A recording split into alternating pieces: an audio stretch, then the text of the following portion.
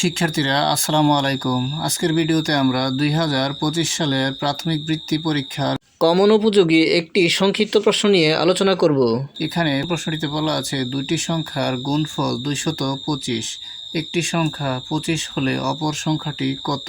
যদি আমাদেরকে দুইটি সংখ্যার গুণফল দিয়ে দেওয়া হয় আর তার মধ্যে একটি সংখ্যা উল্লেখ করা হয় আর বলা হয় যে অপর সংখ্যাটি কত, তাহলে গুণফলটিকে আমরা যে সংখ্যাটি উল্লেখ করা হয় সেই সংখ্যাটি দ্বারা যদি আমরা ভাগ করে দিই তাহলে আমরা অপর সংখ্যাটি পেয়ে যাব। উদাহরণস্বরূপ আমরা দুটি সংখ্যাকে গুণ করে দেখাতে পারি। উদাহরণের সাহায্যে বোঝানোর জন্য আমরা ধরি যে একটি সংখ্যা 4 এবং অপর আরেকটি সংখ্যা 2। সংখ্যা দুটিকে গুণ করলে আমরা কি পাই? সংখ্যা দুটির গুণফল সমান 4 গুণ 2, 4 গুণ 2 অর্থাৎ 4 দুগুণে 8। এখানে উল্লেখিত দুটি সংখ্যার মধ্যে একটি সংখ্যা 4 এবং অপর সংখ্যাটি 2। আমরা যদি এই দুটি সংখ্যাকে গুণ করি তাহলে হয় 4 দুগুণে 8। তাহলে এই দুটি সংখ্যার গুণফল সমান 8। এখন আমরা যদি বলি যে দুটি সংখ্যার গুণফল সমান 8, একটি সংখ্যা 2 হলে অপর সংখ্যাটি কত? তাহলে অপর সংখ্যাটি হবে 4। আবার আমরা যদি বলি দুটি সংখ্যার গুণফল সমান 8, একটি সংখ্যা 4 হলে অপর সংখ্যাটি কত? তাহলে অপর সংখ্যাটি হবে 2। এখন আমরা যদি 2 দ্বারা 8কে ভাগ করি তাহলে আমরা কি পাই? যদি আমরা 2 দ্বারা 8কে ভাগ করি তাহলে আমরা পাই 4 দুগুণে 8, অর্থাৎ 2 দ্বারা 8কে ভাগ করলে ভাগফল হয় 4।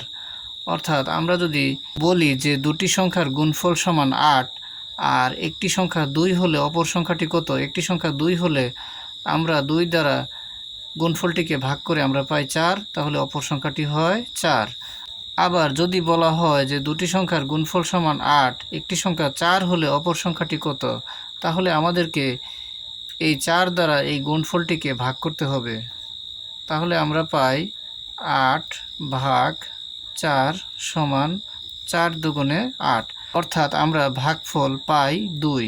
অর্থাৎ দুটি সংখ্যার গুণফল দেওয়া হলে আর তার মধ্যে একটি সংখ্যা উল্লেখ করা হলে অপর সংখ্যাটি নির্ণয় করতে হলে আমাদেরকে গুণফলটিকে যে সংখ্যাটি উল্লেখ করবে সেই সংখ্যাটি দ্বারা ভাগ করলে অপর সংখ্যাটি নির্ণয় করতে পারি।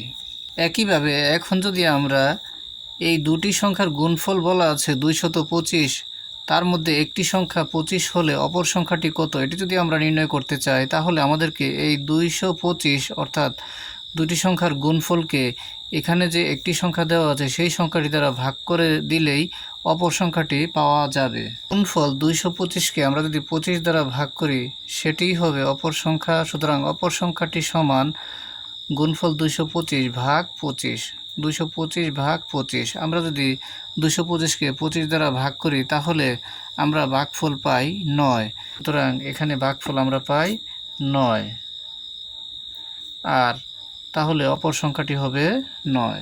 ভিডিওটি ভালো লাগলে লাইক, কমেন্ট ও শেয়ার করে দিবেন এবং চ্যানেলটি সাবস্ক্রাইব করে পাশে থাকার অনুরোধ জানিয়ে সকলের সুস্বাস্থ্য কামনা করে এখানেই শেষ করছি। আসসালামু আলাইকুম।